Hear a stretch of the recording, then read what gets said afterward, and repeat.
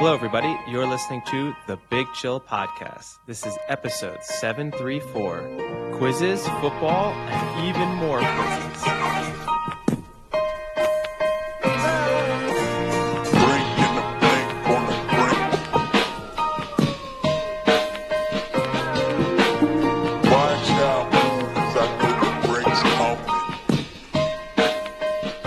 Hello, Big Chillian. Welcome back to the Big Chill Podcast. I'm Frank, joined with Eddie. Eddie, how's it going?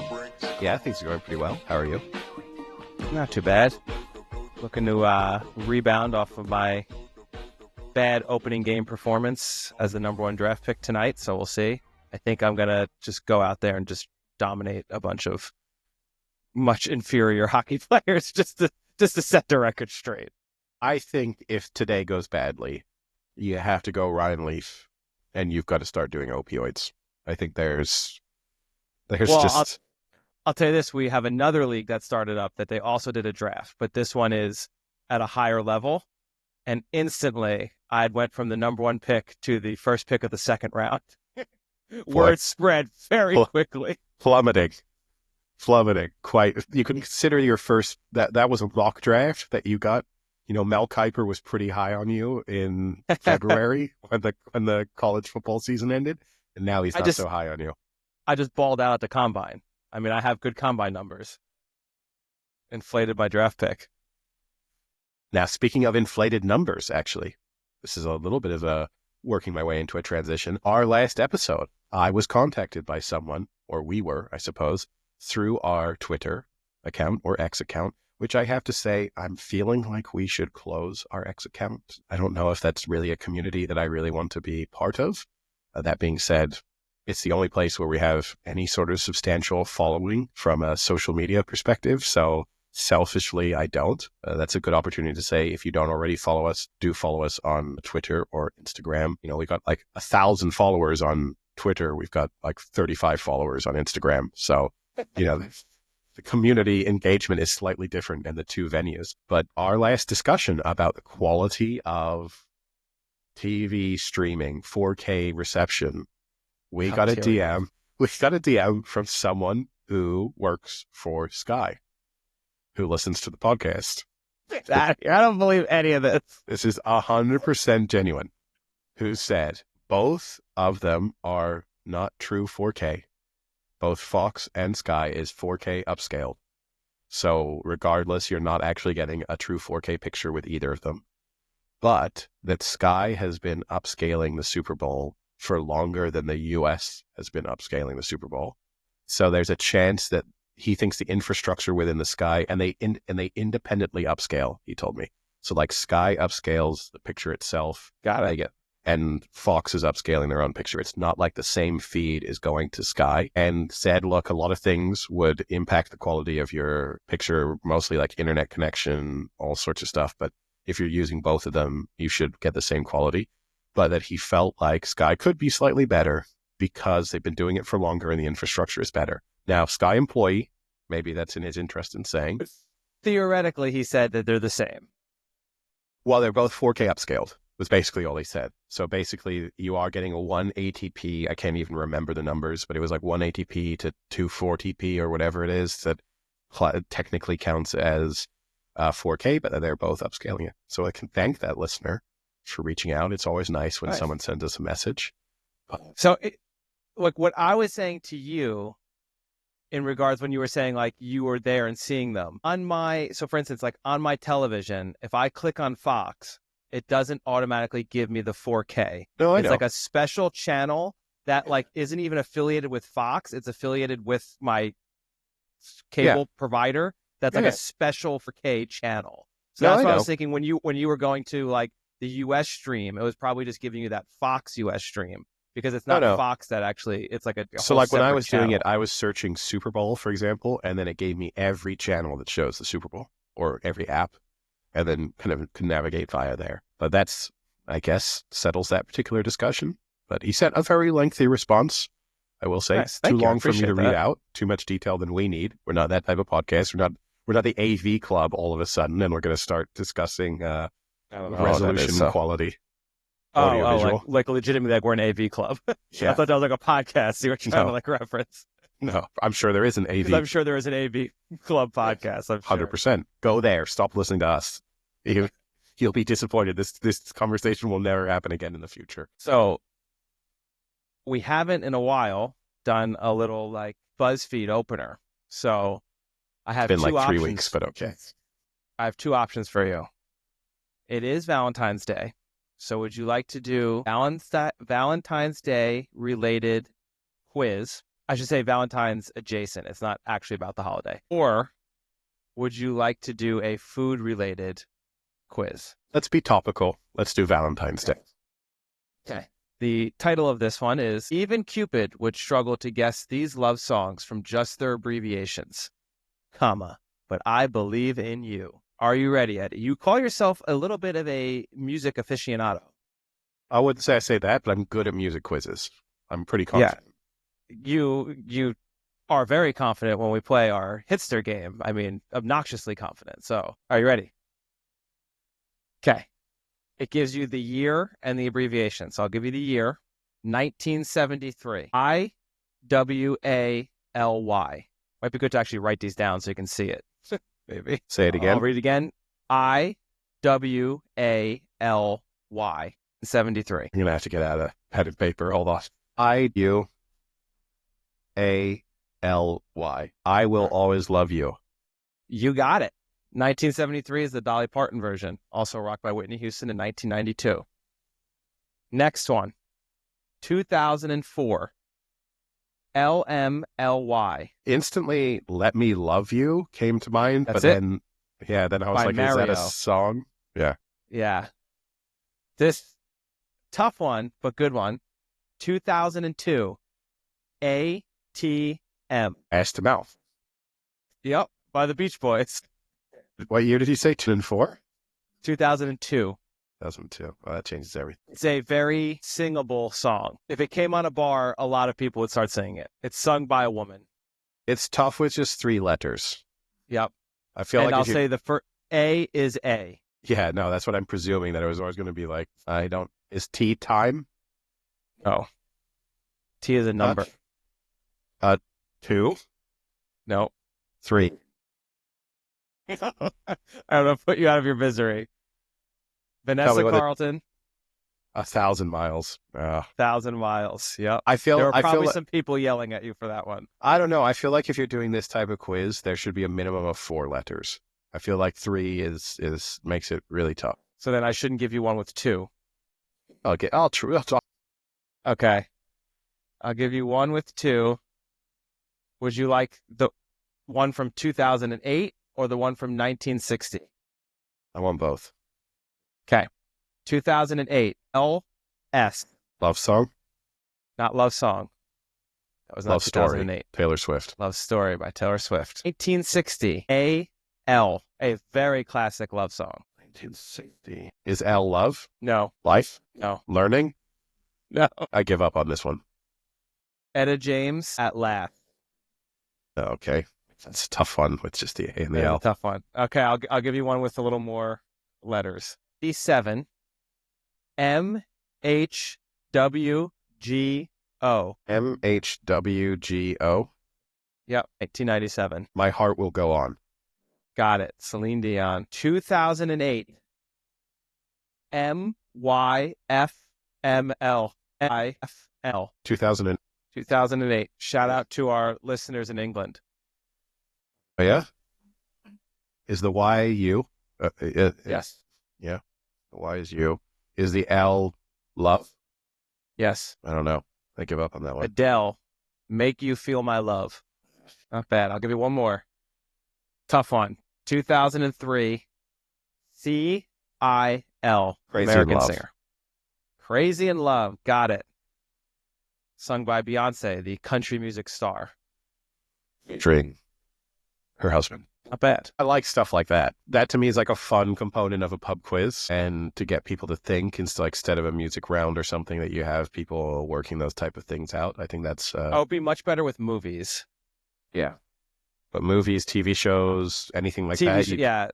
Songs I'm terrible with. I just don't know the names of songs very well. I think the challenge with songs is a lot of the names are quite similar. You really are swimming in the same waters. There's a lot of love, that you sort of, and then after a while that makes it slightly confusing in a sense to do lots of them because you keep trying to reuse almost the same words. But yeah, yeah. Not bad. Now, speaking of Valentine's Day, an athlete who has just been overcome by his passion for a woman. I don't know if you saw this sort of in the news. Anthony Edwards, NBA star, Minnesota Timberwolves star, his ex-girlfriend has been trying to contact him regarding a pregnancy that she has, which she attests is his. We've all been there. Yeah. And she's released some text messages between the two of them. Boy. And I have not seen this. But he comes out of it looking great, I'll say that much. Basically, she told him that she was pregnant and then said that he didn't necessarily need to be involved, that she wasn't looking for money. Although clearly, I think obviously she is looking for some financial support, but I think what she's trying to make clear is this is not a money grab, but that yes, she wants him to contribute to the life of their child, and that she was also happy to take a DNA test to prove that it was his child. However, he said he would take a DNA test, but that he would not he basically volunteered to take a DNA test in a way that was clear that was probably not going to be his DNA. So he wouldn't go to an actual center to go through the DNA test. He would sort of anonymously submit some DNA, which was going to come back and tell them that it was not his child. So she refused. This person is not affiliated with the child. This is a white woman in her 70s. No, this is a hair from his dog. I'm pretty sure that this is not the father of the baby. But the text messages included her saying, "I'm not trying to go back and forward with you, period. Already you seem bullheaded on defense for whatever reason, and we ain't even got to get into that. But I'm grown enough to cut to the chase because I'm grown enough to accept the consequences of my actions. Rather, whether, I guess it was supposed to be, you're ready to accept yours. On that note, we can have this conversation now or later in person or text, but the situation has become deeper than we may both have intended, and being childish / running away from it won't make it go away. I'm pregnant, wanted to tell you in person, but you gave me no other choice. We probably should have kept it cordial, but we're here now." Seems like a decent message, to which he responded, "Okay, lol." Kept what cordial? The discussion of this or the initial relationship that led to the baby? Unclear. Okay. But her message relatively mature, you'd say, overall. He responded to that with, "Okay, lol. Get the abortion, lol." My God. Yeah. And then she wrote back, "I don't need hush money. My intentions aren't to blackmail you in any way. I'm being upfront and honest. I'm not getting an abortion. It's not an option. I can keep you updated through the process, or I can disappear until the baby's here. It's on you. Either way, I'm done going back and forward because you still think it's a joke." He responded to that, "OMG, 4 laughing, crying emojis. Bye." How old is Anthony Edwards? 24, 25? He 23 years old. 24 this year. So he's young, but he's not that young. Sometimes we give people a pass. When I was 23, 24, I think I would have handled that situation slightly better, especially if I were also famous and a celebrity and knew that everything I say is probably going to go public if I'm not kind of smart about it. Wonder how that's progressing. It does get slightly worse because she wrote eventually, "Anthony, do you hate me?" And he wrote he's, but I think that was supposed to be yes. That was an autocorrect. "Because you bringing a child in the world that's going to be without a father." That like paradox. Yeah. This guy is playing psychological paradoxes. Yeah. I love it. And then she wrote a response to that, and he said, "I won't be in a child life. I don't want lol. You are sick." Crying emoji, crying emoji, crying emoji. You think he's really upset about it? That's why it's a crying emoji. Really? Well, You're laughing, sick, crying emoji. and he's breaking down with how sick she is. Yeah. Taking it very seriously. No, I mean, not a great look for Anthony Edwards, who obviously at a certain moment in time, like a year ago, they tried to put forward as one of the future faces of the NBA. I think this might hold that back slightly. This is a tough. He already, the NBA had that documentary that came out. It was, one of the sort of follow players around style things. I think it was on Netflix. I watched one episode of it. It wasn't particularly good or interesting. He was one of the people they followed, and he did not look very good in it. I saw one clip of it. He refused to come at Thanksgiving. He made his whole family wait while he was playing a video game that he said he didn't want to, he wanted to finish. So his whole family was sort of sitting waiting to eat Thanksgiving while he was just playing video games for a while. Didn't look, again, when you know you're being Who filmed. paid for the Thanksgiving dinner? Yeah, I'm sure that's his attitude is whose house are you in? Who paid for this? We eat dinner when I say we eat dinner. But when you know you're being filmed, there's a lot of things that I would do differently if I knew I were on camera. I would be a lot more understanding and try and make sure I looked great at all times. If a documentary film crew were always following me, life would look a little bit different. So last episode, we said we would speak about the Champions League quickly. Wasn't too much to really report. Obviously, it was only the first set of games, but the big one was Manchester City, Real Madrid, which was the big matchup. It's exciting. It was a good game. Real Madrid ended up winning 3-2. It looked like Manchester City were going to answer some of their critics. Erling Haaland scoring against Real Madrid, a team that he has historically done extremely badly against. He got 2 goals. And scoring in Champions League in general. Yeah. In the knockout stages in particular, something he hasn't done. And then in the late stages, Manchester City went from being 2-1 up to 3-2 down and losing very much. 3-2. You're right. Doo-doos. 3-2 down. Because what has haunted City all year, their shoddy defending, just once again came into the spotlight in especially key late moments in games. in that game. Yeah. Jesus, that was bad. Yeah. No, I mean it's quite remarkable, really, because it's hard to figure out why they are suddenly. I mean, yes, they are missing players, and you can attribute some of that to not having their first choice central defenders, having to change goalkeepers at different moments in time, a sort of lack of cohesion throughout their team. They have now conceded 20 goals this season after the 75th minute, which is 6 more than they conceded in the whole of last season in that same time frame. So that is a crazy stat. I mean, it wasn't just the defending was poor, but also like Ederson on both those plays, the tying goal, instead of trying to either catch it or get it or whatever, he kind of just like throws his shoulder at it, kind of like in a half lazy attempt to make a save.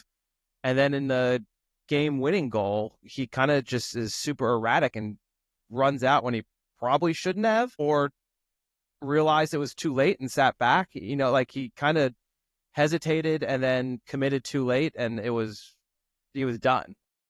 No, I think in general we saw hesitation on both sides, and that's where you could maybe say the lack of familiarity is causing them some problems. So there are instances where you saw the fullbacks in particular hesitating and them not tracking runners or trying to intercept the pass. They actually kind of got away with it a couple of times when they probably shouldn't have. And then you saw Ederson not knowing what to do and getting stuck fundamentally in no man's land and just making a complete mess out of, a situation that was completely unavoidable. I mean, but in the end, Real Madrid had 20 shots, which is the second most that City have ever faced under Pep Guardiola.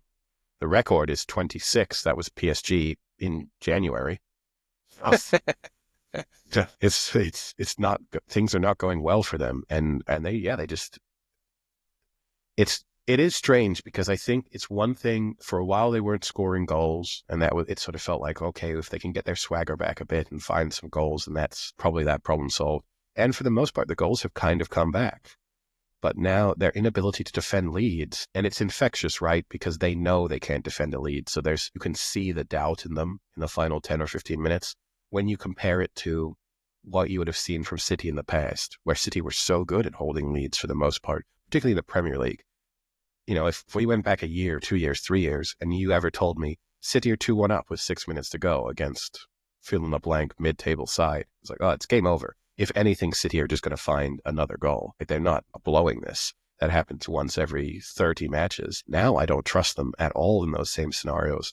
And certainly against good teams, you can't trust them. And the opposition knows it too. So you can tell it's almost like a boost. Real Madrid in the final 10, 15 minutes, almost happy to be losing 2-1 because it felt like it put them in a good situation. They were probably better off being 2-1 down than they would have been being still 1. Yeah. And so, we'll see with the second leg, right? But I think it's a pretty good start for Real Madrid, and think they're going to be happy with that result. Yeah, they're also missing players, particularly defensively. So to pass that test, to come away, even if they'd only lost 2-1, I think they would have said that was a decent away result. So certainly to come out on, it's difficult to see City getting back into it just based on what we've seen from City so far. But then a 1-goal advantage is not huge. So it's not as if it's tie over, but you definitely would be surprised if Man City went through, given what we've seen from both teams so far this season. Yeah. And then I think other than that, most of the matches played to form. Yeah, you had the anticlimax of the French derby, Brest being just completely dominated by PSG, 2-0 at halftime, finished 3-0, tie over. Nice little Champions League run for Brest. That's the end of that. And then, a lot of draws in the other matches or close matches. No particular drama to report, but yeah, we'll see how those all unfold. And I guess speaking of derbies and speaking of feeling confident when a team is up at the closing stages, nothing like feeling confident when you have picked a winner and with five minutes of added time in the 7th minute, they're still winning, only to give up that late goal and have the draw. That was rough for Liverpool. Yeah, you're obviously referring to, the Merseyside Derby, Everton-Liverpool, the last ever match between the two teams at Goodison Park as Everton are moving to their new ground next season. So there was a little bit more on the line, certainly for Everton, to try and... How much further is the new park? Is it still really close? It's not as close, no, because it's on the water. So it is slightly further away. It looks really nice, I'm going to say. Everything I saw, they released a sort of drone footage a couple of weeks ago. It looks pretty awesome as a stadium. And being right on the water also kind of nice too, but it looks cool. Yeah, nice for Everton. You'd have to say they've had such a good turnaround this season to go from being shambolic in the beginning of the season to pretty competent at this stage. For Liverpool's perspective, I know from a sort of rivalry side of things, they'll be disappointed, but realistically, in terms of the league, it doesn't matter too much. I thought there were the handbags at the end of the match with players getting upset, the Liverpool players unhappy with Everton players celebrating in front of Liverpool fans. Eddie, it was a brawl. ESPN said brawl. I will say by football standards, that was quite full on. That was a legitimate people grabbing each other, pushing people around. I find it all to be a little pathetic. I mean, okay, it's Curtis Jones. He's local, so I'll at least give him the credit there that it means a bit more to him. Who really cares? Grow up, get off the pitch. You're all earning ungodly sums of money and you don't care that much. Just stop the performative nonsense. I don't think that's true. I think people still care, especially athletes. I think athletes are probably, the most competitive people and probably don't like to get disrespected, or whether it's justified or not justified. I think the question is it really that disrespectful to be sort of celebrating in front of the opposition fans, which you're in the other team's home stadium. So yes, they're kind of celebrating in front of your fans, but it's a general celebration. You've had that away section harassing them all match. You can only think of the things that were said to those Everton players in the dying moments of that game with 2-1 up, the types of things that were coming out of the Liverpool. And I'm not being critical of Liverpool home fans for that. That's just the nature of football. Some awful things would have been, going in the direction of Everton fans and the Everton players. So, do you know what? If you then get the last minute equalizer, I'm fine with a player walking over and shutting them up. I think you have to let that happen. If you're Curtis Jones, you don't want to have that happen, then don't concede the 97th minute equalizer. I have to say, I'm looking at this new stadium now. It is really nice. But yeah, it's quite cool looking.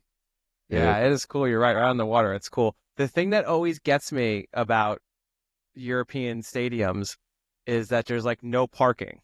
It's always a crazy concept to me, right? Is that, no one drives there and tailgates or whatever, people just have public transportation to the stadiums. But when you picture, Giant Stadium or what used to be the Meadowlands or things like that, it's a stadium and then it's just surrounded by miles of parking lots. So it's cool that you just have a stadium literally on the edge of a river and that's it. There's just buildings next to it. No, it's a nice setting and the stadium does look very, very cool. It's one that I'll put on a list of trying to go to. I don't know necessarily when I'll next have the motivation to go and watch an Everton home match, but when certainly in the next year or two, if there's an opportunity that arises, I will make it there. But maybe it will be Blackburn when they've been promoted to the Premier League this season, still in the playoff spots. There is no chance if we actually make it in person to a Blackburn match that it won't be enough of a jinx to get them not promoted. I don't know why you say if we actually make it, because we're definitely going. So unless something We're not there yet. You never know. Okay, so maybe one of us is going to die in the next month. I mean, I'm supposed to go to 2 Blackburn matches in the next month, so that will really put the brakes on that season. But I mean, wait till friend of the podcast and fellow listener Ollie gets there. He is hell bent on making sure that Blackburn don't get promoted.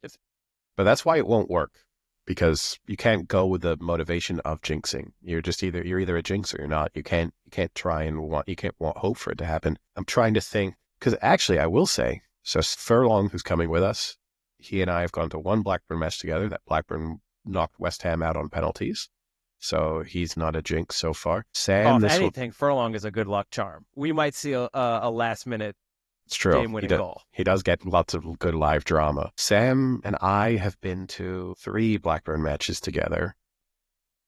They've been the League Cup, going through a 1-1 draw with Wolves, and losing to Wigan when Blackburn were relegated, but that was a bad season, so that's the last time he...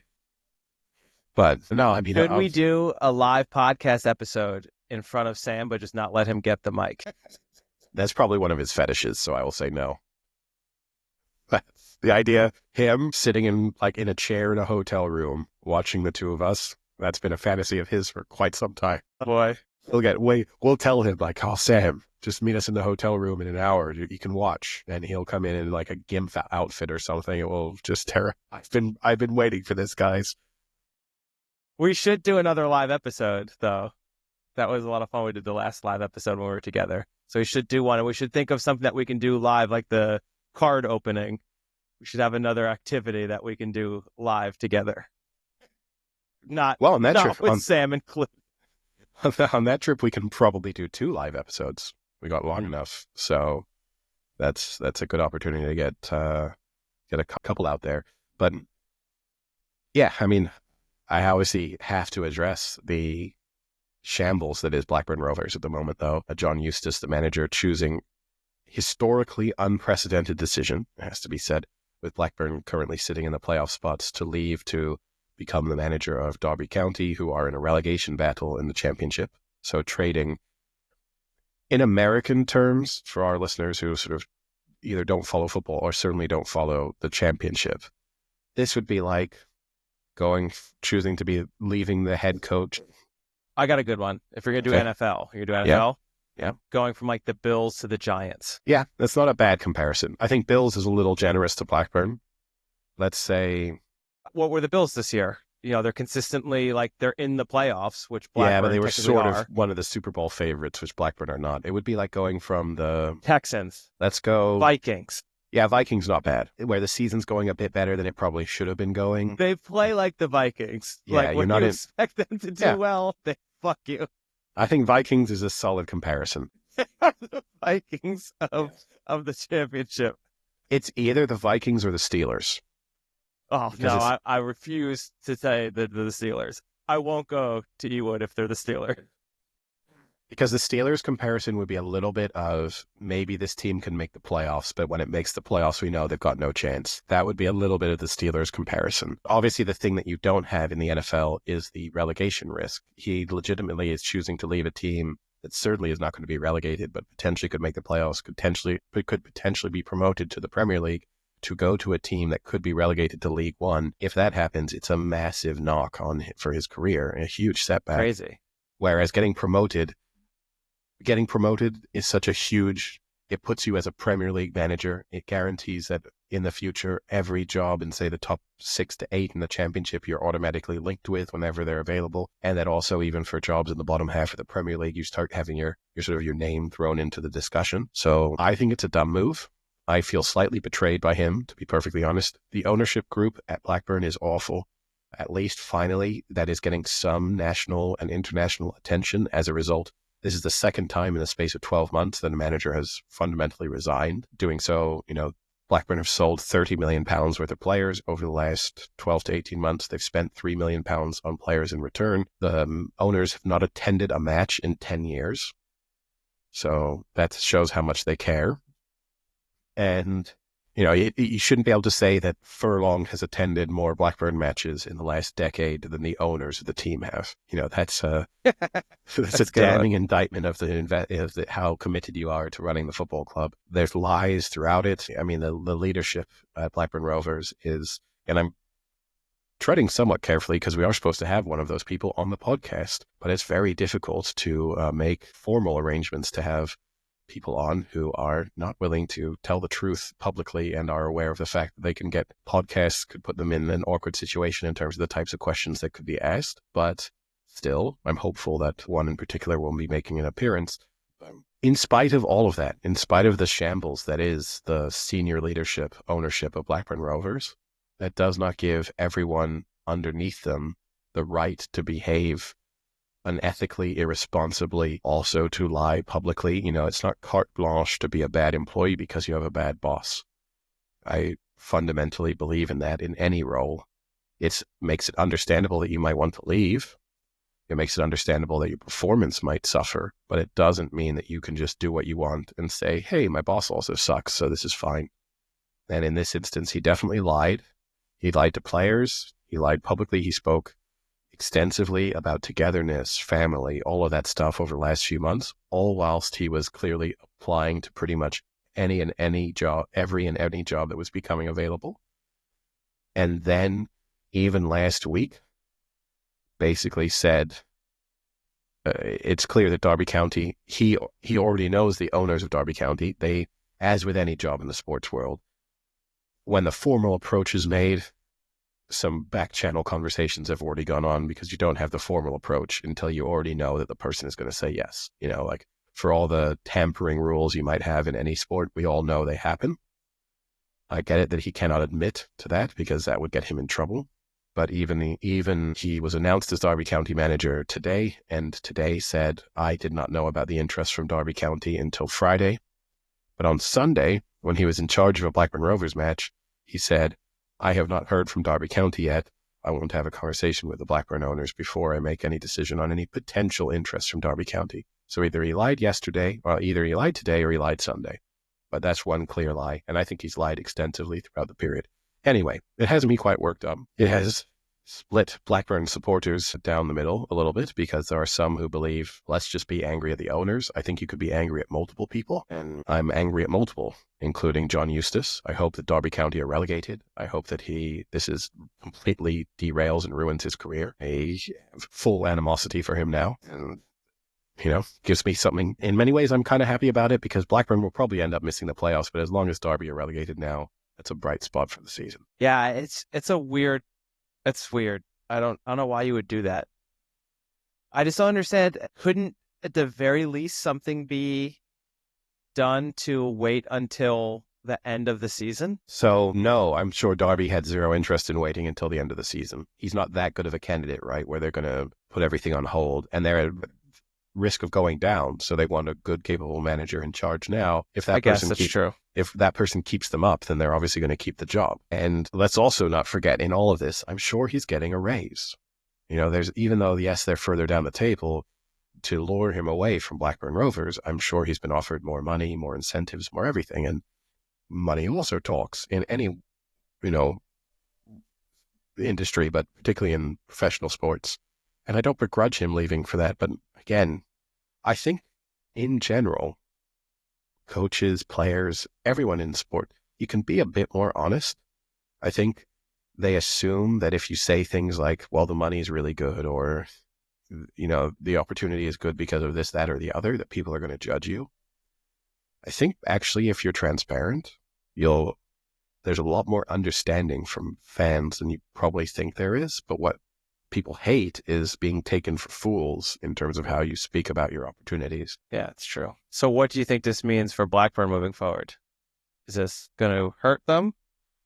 Does this hamper chances? They played really well against West Brom yesterday, which was a and form was terrible over the last couple of months. So under Eustace, I mean, I think he had probably mentally checked out, knew he was going to leave. And so that impacted probably some part of the effort or commitment that he was putting into the job. And that was being reflected in some of the results. I think it could have something of a galvanizing effect because, as we know in any sport, like there's nothing like the nobody believed in us thing. And what better way to rally a team together than, who didn't believe you? That coach who just left you for a relegation battle.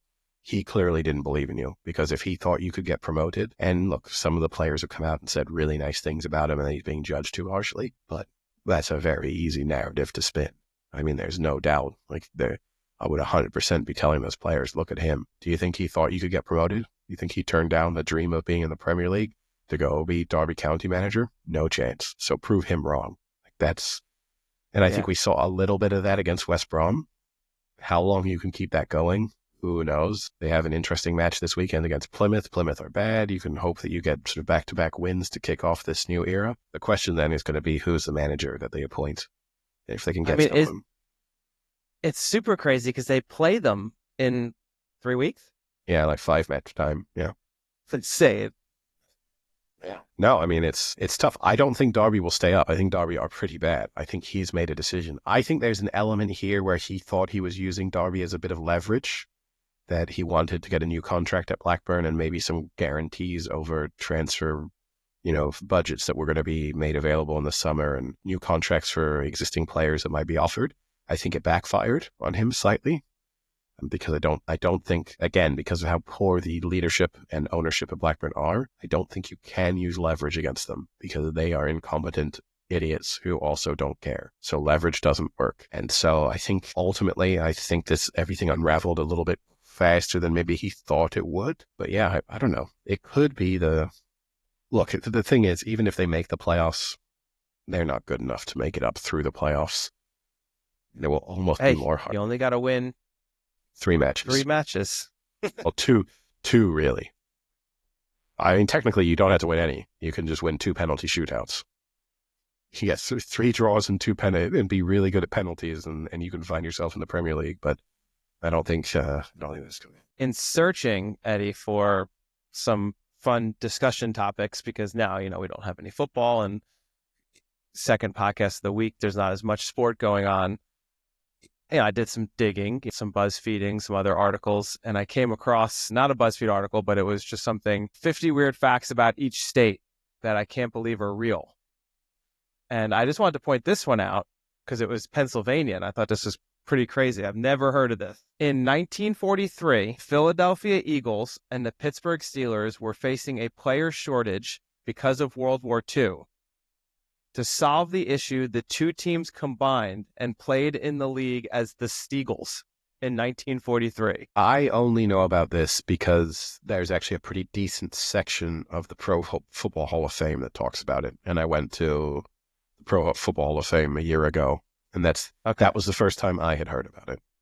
Yeah, that's pretty crazy. Do you have any other states you'd like to hear their fact while I'm here? Give me Arizona's crazy fact. Arizona's was, you already know, except for the Navajo Nation, Arizona hasn't observed daylight saving time since 1968 due to the hot temperatures. Give me Utah's crazy fact. Utah's actually a pretty good one. I did not know this. The U.S. federal government controls nearly 70% of Utah's land. Because of national parks? I guess. There's no follow-up. There's no explanation. I mean, it makes sense with Moab, Zion, Wasatch Mountains. It kind of makes sense. I'm presuming it's because of that. Yeah. No, it's other stuff as well. They own other parts of the land. Nuclear testing. Probably. It's probably some of that stuff. Yeah. There's and even the salt flats, right, where they do all the land speed tests and that stuff. About 18 million acres are controlled by the Bureau of Land Management. That's not any of the national parks, national monuments, wilderness areas, national forests, or any of that. Yeah. Maybe we should start selling some Steagles gear. I kind of like the Steagles. It's probably not protected by anything. We should start selling some Steagles gear. We can also start selling some Popeye gear. Popeye is in the public domain now. Like the cartoon? Yeah. Anyone can do whatever they want with Popeye now. Like didn't that happen last year to Mickey Mouse? or like 2 years ago, and then they made like that horror movie. Steamboat Willie is public domain, but Mickey Mouse isn't public domain yet. Oh, Yeah, okay. you could. Winnie the Pooh is what you're thinking of. They did the horror movie with Winnie the Pooh, Okay. and Yeah. Winnie the Pooh is public domain. Yeah. All right. Any other sports topics to cover? No, like I said, not much really going on sports wise. I think you have the post Super Bowl lull for a little bit, and then it'll get back ramped up with the draft and potential trades with Cooper Kupp and Myles Garrett. Requesting or one requesting a trade, one being told he's being traded. So I think the NFL will start to heat back up a little bit. There's been discussion about some of the rule changes already that the NFL is going to try and implement. Trump said he's going to put a tariff on the NFL if they don't change the kickoff rule. Nice. Yeah, Aaron Rodgers. The Jets officially announced they're moving on from Aaron Rodgers. So that's end of a very short and disappointing era. I mean, it does.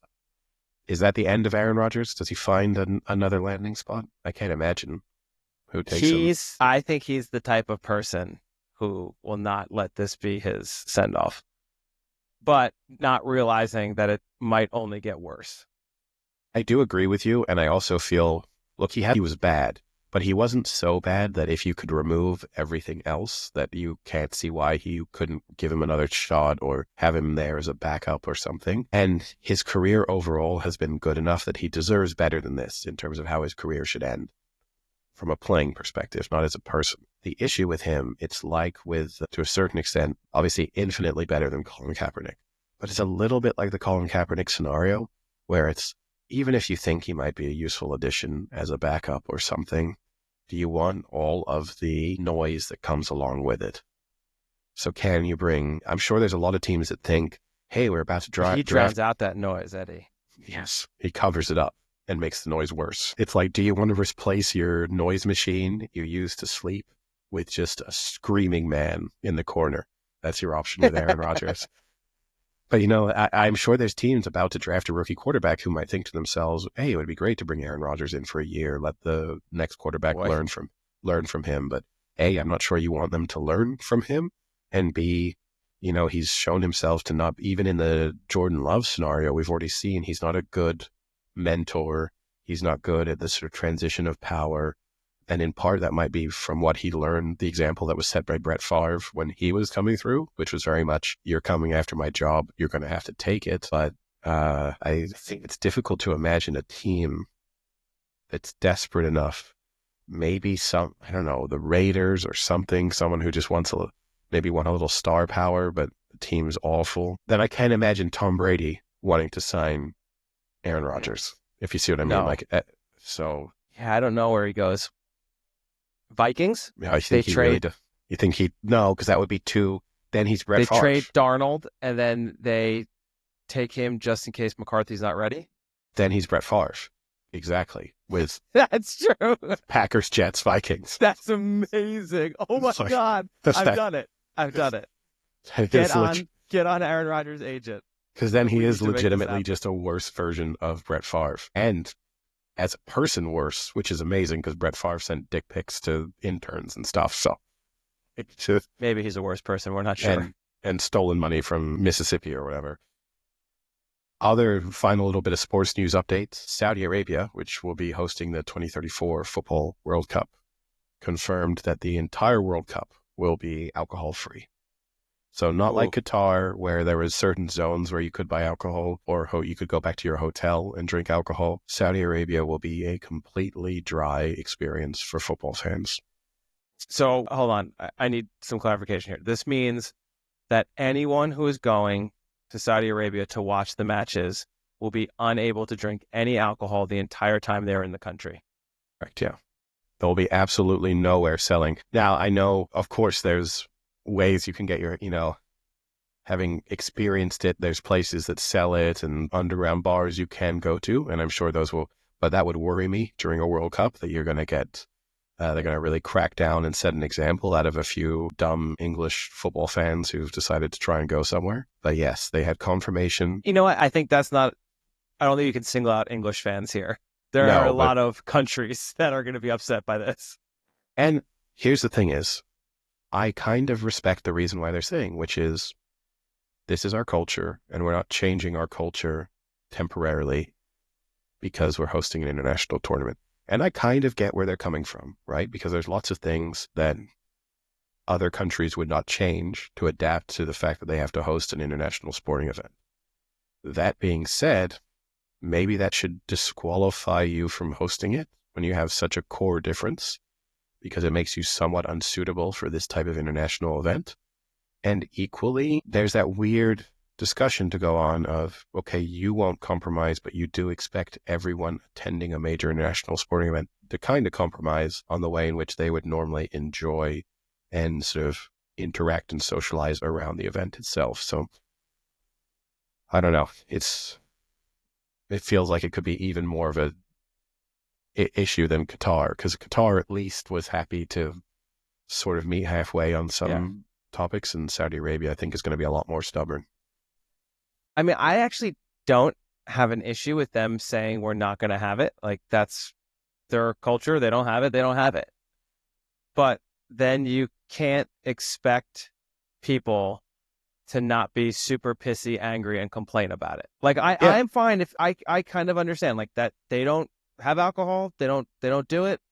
We're not going to all of a sudden now just change because a bunch of people from other countries are coming. Like, you're coming to Saudi Arabia, you're going to experience Saudi Arabia. Like, that's fine.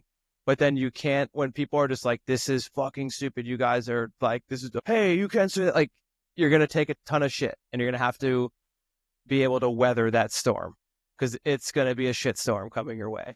The real issue here, right, is I don't think they care, because I think the difference is normally when you have a major international sporting event, part of the idea is let's boost tourism. Let's put our best foot forward and show people what an amazing place we are to go and visit. And yes, for the most part, these tournaments are big, major financial losses and, white elephants that sometimes cities never really recover from. But when done well, they boost your sporting infrastructure, maybe your transportation infrastructure, and also show people what a fun place it is to visit. Saudi Arabia doesn't care. They're going to use this as a way of, again, sort of sports washing their culture, but they don't need tourists to go to do that. They just want to convince the international community as a whole. They don't care what, Frank and Eddie think as random football fans. They don't need the money. I mean, maybe you'll have decreased attendance and not full stadiums and no fan engagement, and but they'll have full stadiums because they'll just give the tickets away. It will just be Saudis, because again, they don't care about the money. It's the same thing they do in a sense, even with the boxing in Riyadh. They sell, you have Fury fighting Usyk, and the tickets are $10, $15, because they don't care. They don't need to make money from it. They print their own money basically. So they don't care at all about having it be a profitable venture. So they'll sell out their stadiums and it will be locals. And if anything, they'll have a PR spin on that of, hey, isn't this wonderful? World Cup attended by people from that country. Normally it's so hard. You have the World Cup and, you have the Olympics in Paris, and French people can't even go to the Olympics. It's tourists coming in and going to the Olympics. We host a World Cup and the people of Saudi Arabia get to attend. That's going to be the spin. I'll say it now, and 8 years from now or whatever, I think I'll be proven right. But, they'll be able to just deflect. They don't care about, the financial element of it, and they'll claim it to be a success no matter what. It's going to allow them to do all of the business, networking side of things they want to do, because they'll be able to get all the corporate hosts they want in anyway to, schmooze with all the people they want to games. They'll get what they want out of the tournament. And what they don't care, and this is the issue with Live Golf, with PIF in general, with everything, what they don't care about getting out of the sport is actually people who care about the sport. They don't own Newcastle because they care about Newcastle and the community and the supporters. They want to make themselves look better and, put themselves into a conversation. They have Live Golf not because they care about golf, but it's because they want to just have a little activity that they can do and control a little bit more of the world. And it's the same with this. This is just an opportunity to kind of control FIFA for a little bit of time, and to, have everyone in the world have to go, every major corporate partner have to go to Saudi Arabia for the tournament and have to meet all of them and agree to deals and do all that type of stuff. That's it. They don't care what the average England fan, American fan, French fan, whatever thinks about what the tournament's going to be like. Right. Nearly a live golf friend. But... Almost. On that note, though, of printing money, Sportico released their 100 highest paid athletes in the world, I think like 2 days ago. We're a very quizzy episode today. Do you want to take your run at it? It's so tough nowadays. This is just salary or including very endorsements? Tough. This is salary and endorsements. And I will tell you, let's see if you can name every player over 100 million. There are 12 of them. All right. Messi. Messi is number 4. $135 million he made. Ronaldo, number 1, $260 million. Thanks to his $215 million a year salary. LeBron James, number 5, $133 million. Substantially more in endorsements there. He had $85 million in endorsements. Patrick Mahomes is not in the top 10. And in fact, there's only one football player that made the top 10 list. That made the top 12 list of making over 100 million. So that surprises me that endorsements included. There's a football player making more than Patrick Mahomes. Yeah, it's the salary. Because endorsements aren't much in football. This Lamar person's Jackson. making $86 million in salary. Lamar? No, not Lamar. Think of before Lamar, who had the biggest contract in the NFL. Because you got to remember how like they allocated out. It's quarterback, obviously.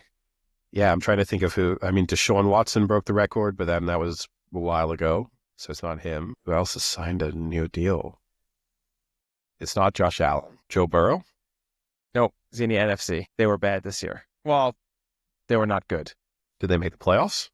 No. I'm drawing a blank. Put me out of my misery. Dak Prescott. Oh, fuck. $86 million in salary. That's crazy. Okay. All right, so that's the only football player. Lewis Hamilton. No Formula One. Max Verstappen was 18. Any tennis? No tennis. Whoa. No tennis. Wow, tennis way down there. So basically, 43, I'm looking at... Yannick Sinner is the first tennis player coming up at $52 million. He only made $52 million last year. What a joke. So there's probably a couple more NBA players. There is one more NBA player. Giannis? No, Giannis was right outside the line, 97.8. He's first one off the 100 million list. Kevin Durant was right below him at 93 million, just off the 100 million list. This person, I will tell you now, he is second overall for all athletes. He has a max contract, but had 100 million in endorsements. Max contract, more endorsements than like Kevin Durant? Yep. Double the endorsements than Kevin Durant. Because it's not Jokic. No. Because no one really endorses Jokic that way. He's just a fat Serbian guy. Giannis. Trying to think of the stars of the NBA. It's obviously not Wembanyama because he's on his rookie deal. Think maybe 2, 3, 4, 5, 6, 7, 8 years ago. James Harden? No. Steph Curry, number 2 overall at 153 million. You're missing a few soccer players or football, and then you're not going to tell me what those other sports are? It'll give away. Tyson Fury, number 3, made 140 million last year in salary. Are there any more boxers? You've got one. Yes, one more. You've got Usyk. 1, 2, 3, 4. Usyk, number 7, 120 million. He only made $2 million in endorsements. That's insane. Do you know what that means? $2 million in endorsements if we're really That means we can endorse Usyk. There's a budget to be spent on Alexander Usyk as a Big Chill. I want him wearing the Big Chill podcast on his shorts for his next fight. So you've got the first 5. Ronaldo number 1, Curry number 2, Fury number 3, Messi number 4, LeBron number 5. I mean, I know I'm going to throw these 2 out there, even though one of them's just left but they're both on big contracts. Neymar number 6, 133 million. Benzema number 8. Usyk was 7, Benzema's 8, 116. Now you're cruising. So which places do I have left now? 9, 10, and 11. And are they all footballers? No, only one. Conor It's McGregor. Easy. No, not Conor McGregor. The footballer's easy. I presume he's playing in Saudi Arabia. Nope. Not playing in Saudi Arabia. Plays in Spain. Mbappe, yes. 110 million. So now you're missing 10 and 11. And they're not footballers. They're not footballers. They're not boxers. They're not boxers. They're not UFC fighters. You just mentioned the sport a little bit ago. It's not tennis. Nope. Is it UFC? Because I said Conor McGregor. I mentioned the sport. Huge purses when you win. Individual sport with huge purses. But it's not boxing. No. It's not UFC. No. It's not tennis. No, it's the other sport. You're missing a major individual sport. You know, it's harder when you're actually having to answer the questions. This is bad. Okay, I bet I can get one of them. Not this one. It must be baseball. Nope. It's not? No, they're both from the same sport. God. How does, what's his name, not earn over 100 million? Shohei Ohtani makes 72 million because he only made 2.5 in his contract this year. Oh, yeah, because he's done the weird front loading of it. Yeah. People are screaming at you right now. Individual sport with huge purses. Yes. And huge endorsements. And it's not any form of motor racing. No. It's not a combat. One of the most major events is coming up in about 2.5 months. It's an event like no other. Horse racing? No. Oh my God. That's the slogan for it. Golf. There we go. Okay. Scotty Scheffler. Scotty Scheffler, number 11. Rory McIlroy. No, Rory McIlroy was 17. John Rahm. 10. There you go. Got it. You just blocked golf out of your mind. Yeah, well, you threw me too when you said I just mentioned it. I thought it was in the discussion. I didn't realize we were going back to live golf. So that kind of threw me off a little bit. Surprising ones on here. Jared Goff, number 15 at 85 million. That was a pretty crazy one. Jordan Love, also at 80 million. That's one of those where if I were negotiating a contract with Jared Goff, I would sit down with him and say, do you really think you deserve to be the 15th highest paid athlete in the world? You know, like just deep down inside, just give me, we're going to sign this. I would give it as I handed him the pen. So I'd say, look, we're not going to take the contract away from you. But just as you sign this, just tell me, do you really think 15th highest paid player in the world in any sport? I could do you one worse. What if you sat down Daniel Jones and said, there's no way you're the 100th highest paid athlete in the world? Because he is currently sitting at number 100. Daniel fucking Jones. He was released from his team. He was so bad. Oh, it's worse than being released. He was put on the practice squad to play a different position, and then he was released. No female athletes in the top 100. Do you want to guess who the highest earning female athlete was last year? Is it a tennis player? It is a tennis player. It's not the one you'd think it would be. I mean, the most tempting one in terms of prize money is Sabalenka, but I don't think endorsement-wise. It could still be Osaka. Nope. American. Golf? Yeah, Coco Gauff. 30 million. Yeah, and look, I'm sure some of these numbers are slightly inaccurate, especially when it comes to the endorsement side of things, you know, but... I mean, the most egregious person on this list that is an insult to all the other athletes, including Daniel Jones, is Jake Paul, sits at number 52 on this list. Jake Paul is not an athlete. I'm sorry. Well, it's also the weird one, right? Because, for example, they're no longer athletes, but Federer and Serena Williams would still be super high on this list, but are not playing professional sports anymore. And I get that you can include retired athletes, but it would be you would put both of them really high. Like it was I remember when we were doing a similar list when Roger Federer, just before he would retire, and his, annual earnings from tennis was $100,000, and then he had $95 million from endorsements. So crazy. Yeah, nice problem to have. Nice list to be on. Yes, it is. Now, another topic that we teased, I guess, before we finish things up, we said we would speak about Severance episode 4. Episode 4, so spoiler warning, because major spoilers here in this episode. You have had basically a week to watch this episode at this stage, so I think most people listening, if you're watching Severance, you probably have watched this by now. Yeah. What'd you What did you think of that think? episode? It was kind of confusing in some respects as to what was real, what wasn't real, what's happening. Interesting development in terms of moving the plot along, in terms of getting potentially some of the characters to be aware of what might be going on behind the scenes. So I thought it was interesting from that perspective. It still worries me that in a sense they're trying to be intentionally mysterious for the purposes of being interesting.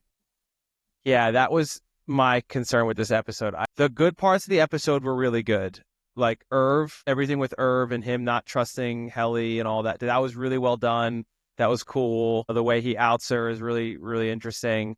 The way that he's now kind of like they're kind of executing him in a way. When you think about it, they're like eliminating him permanently, so kind of killing him is like a weird concept and pretty thought provoking. I like that, but I don't like that the episode has to be in 40 different layers of weirdness and mystery. It's like there's just so much layered on top of each other. Like even from the very beginning, like how do they get them just out in the middle of a frozen lake? Like how does that happen? Are they drugging the outies and then switching them to an innie and putting them on a lake while they're like drugged out? Like even these types of things are like the television that just appears on the cliff out of nowhere. And then this whole story about the twin brother Egan and how he masturbated on the earth and his body exploded or melted or whatever the fuck that was. Like it's overly strange. Season 1 to me, and maybe it was just they were all the hints and I wasn't reading into them as much. As far as I understood, season 1 was, this is kind of the normal world, but this company has come up with a way that they do some sort of operation on your brain, and then you go and work for them, and they can shut off part of your brain, and you have these sort of two different personalities, and you don't know what happens in the two different worlds. And isn't this a nice way to sort of solve the challenge of work being boring or, taking your work home with you or whatever? That's all I took the world to be. And that was interesting conceptually. And it was sort of how ethically this is an interesting debate of how could they treat you at work, or what kind of relationship would you have between those two different parts of your personality. And yes, there were the odd elements of the technology on top of that. And yes, they go underground to this office, which was sort of seemed to be incredibly expansive and never ending. But fundamentally, and their job is weird. Yes. Like what they're actually doing. Sorting numbers into buckets, But it almost felt like to a certain extent the job kind of didn't matter. Like it was sort of pointless activity. And then the larger concept was the key. And then now it's like it's full sci-fi, basically.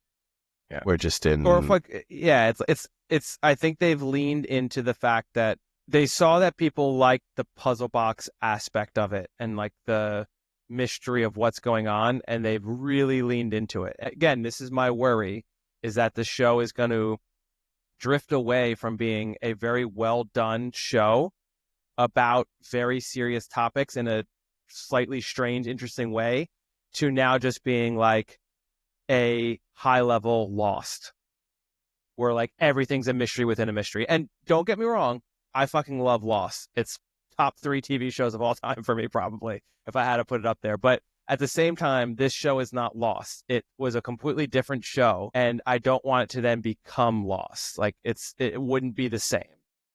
Yeah, season 1 felt to me a bit of social commentary and kind of being like, Amazon would do this if they could. If the technology existed, Amazon would do this, Google would do this, Meta would do this. Elon Musk would do this. Yes, all these big companies taking over the world, they would 100% love to have you be a sort of slave employee who just checks in, has no impact of their outside life. You're able to completely disassociate the two worlds. You're the perfect employee when you're inside, and then you go home, and nothing that happened to you at work matters when you're outside work. And, and sort of the commentary on this seems sort of ideal. You can see why this works for both parties, but then what kind of complications would that create for you? And how could you be manipulated and abused and all sorts of stuff? And then now it's just, yeah, as you said, you get dropped into the middle of nowhere. There's TVs that work without plugs. There's all sorts. Is this even a real place, or is this like VR? Yes. Yeah, 100%. Are they inside the building still? Are they in the Matrix? Yes. Almost. What's going honestly on? And the annoying thing about that is it takes in from a viewer's perspective. I can still enjoy the show, but I can no longer try and predict things because they've changed. There's no rules anymore. Which is in a sense also where Lost went wrong eventually, was once they started having the smoke monster and all that kind of stuff, you got to a point of, oh, I as a viewer cannot figure this out because you can just do what you want in this world. So I can try and put the puzzle together, but then you can just change the puzzle. And like, that's sort of frustrating from a viewer perspective. And the other thing too is they still have it, but they set up a lot of scenarios that could be very, very interesting. So the whole fact of like Helena pretending to be Helly on the inside is actually a really cool idea. And I would have really liked the fact to see that happen when Mark is also reintegrating. So then you have this scenario where like she's pretending to be an innie, but then he's also kind of pretending to be an innie, but neither of them know that each of them is pretending, and like how they act. Like that'd be a really crazy and interesting thing to see them interact and how that happens and what goes on. But then they kind of spoiled it already. Like what was the point of her? What was the whole point of her pretending to be an innie? Nothing really happened except she slept with Mark. Like that's the only thing that was accomplished from that, was that she hooked up with him. And is now the story going to be she's pregnant? Because that would be really fucking weird. Yeah, and equally, yeah, it was smart that they had sort of Irv figuring out when she said she saw a gardener. That was cool.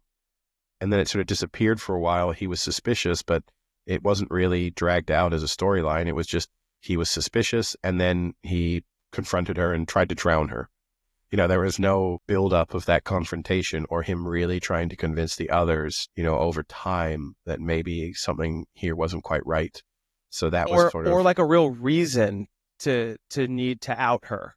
You know what I mean? Like it wasn't as if they didn't know she wasn't her, that something bad would have happened. Like that he needed to have them believe in him. You know, it was just kind of like, I don't think she's her. Look, guys, she's not her. Oh my God, she's not her. Like it didn't really amount to anything. So far, she'd basically still done everything they had wanted to do. She hadn't held back. Also, it's sort of, we're at the stage too where aside from Mark trying to find his wife, it's kind of unclear what it is they're trying to expose or do. You know, that season one, you sort of understood why they were trying to sort of get into the outside world. And then now it's sort of, I don't know, what he's still really trying to do. And now it feels like people in the outside world know that you wanted to get out, but then no one's doing anything to help you. Really? You know, Mark has his family that knows that he seemingly is miserable as an innie, but then they're not stopping him from still doing that. They could just end this by not going back. And then, you know, you got the wife coming to, I can't remember the character's name, the other guy. Yeah, not Irv, but the other guy. But you have the wife coming to see him and stuff, and you have those interactions. It's like, well, I guess everyone's sort of happy with this arrangement then. So what is it you're really trying to achieve? I don't know. That bit, Dylan, that bit just sort of feels like it's sort of, we know that they're bad, but no one knows why they're bad, which makes it weird that we care that they're trying to expose them almost. But we know they're bad, but we don't really know.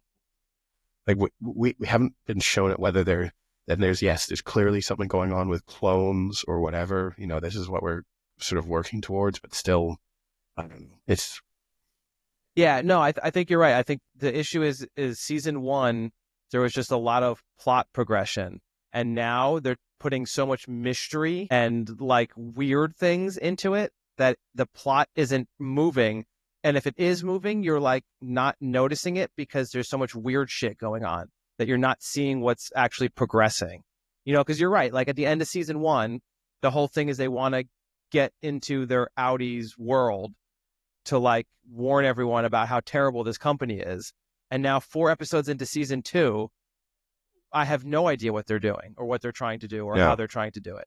They're trying to get down some hallway. And this is honestly supposed to be 3 days later for them or like a week later for them. Yeah.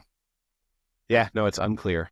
Like it's a really well done show. Like that episode from like a visual standpoint was pretty amazing. It looked great. The acting was superb. But if they keep it up like this, it's going to kind of derail a little bit. Yeah, I think the difference was season one, I thought was one of the best sort of first seasons of television I'd seen. I would have put it in the, top 10 best first seasons of TV in the last decade. And season two, it's like, yeah, it's okay. If someone told me now, More slow. someone said, should I watch Severance? It's like, yeah, I mean, if you're really looking for something to watch, you'll probably enjoy it, but I wouldn't say you absolutely have to watch it. Whereas season one was a must watch. And yeah, I don't know, it feels a little aimless. I also think going back to the idea that now I can't try and figure things out because they just changed the world too much. I don't even know necessarily if what we're watching, are they dreams? Are they hallucinations? I mean, yes, Irv has his dream within the episode, but then is them sleeping together a dream? The whole... No, that's real. But you know what I mean? Like in the next episode, it could be, oh no, that was a dream. The whole thing was a dream. None of that happened. That was Irv dreaming about having the whole thing was him dreaming. And if that happens, you'll just be like, oh, okay, stop it. You can't do this to your viewers. You can't I need to, at some moment in time, know that what I'm watching is or isn't real. And how is it moving the plot along? Yeah. Yeah. So we'll see. We'll see how it progresses. Maybe they just wanted to get some mystery out in the beginning and then they'll really push it along these last 6. Because if I just want to watch Beautiful, I'll go watch Horizon Part 2. So, that's being watched this weekend, by the way. Boy, I can't wait to hear how good Part 2 is going to be. American Primeval really got me in the mood. Obviously, I need 3.5 hours of uninterrupted time. And now that there's no more football, there's no Six Nations this weekend. It's kind of a low weekend of sport overall. Perfect weekend to watch Horizon Part 2. Yeah. I kind of thought about watching The Brutalist, but I don't know if I have 3.5 hours to watch it. All right. Well, with that, I guess we'll call it a day. Sounds good. Later. See ya. See ya.